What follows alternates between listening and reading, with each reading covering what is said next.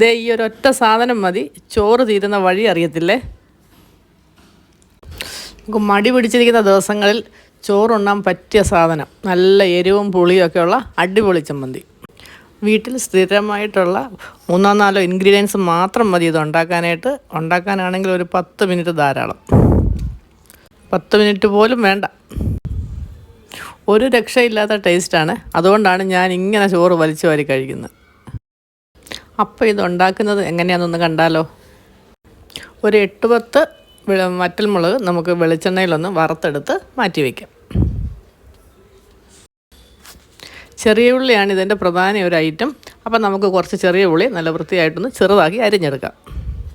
ഇനി ഇതിലേക്ക് ചേർക്കേണ്ടത് വാളംപുളിയാണ്. അത് നമുക്ക് ആവശ്യത്തിന് ഒരു കുറച്ച് വാളംപുളിയും കൂടെ അതിലേക്ക് ചേർക്കാം.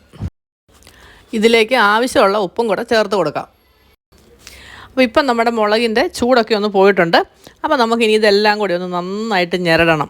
ശരിക്കും ആ മുളകൊക്കെ നല്ലതായിട്ടൊന്ന് കൈ കൊണ്ട് ഉടച്ച് ഉള്ളിയും പുളിയും ഉപ്പും എല്ലാം കൂടെ ഒന്നിച്ചൊന്ന് ഞെരടിയെടുക്കാം.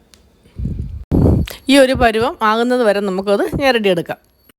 ഇനി നമ്മളിതിലോട്ട് കുറച്ച് ചൂടുള്ള കഞ്ഞിവെള്ളം കൂടെ ചേർത്തിട്ട് നന്നായിട്ടൊന്ന് മിക്സ് ചെയ്യുക.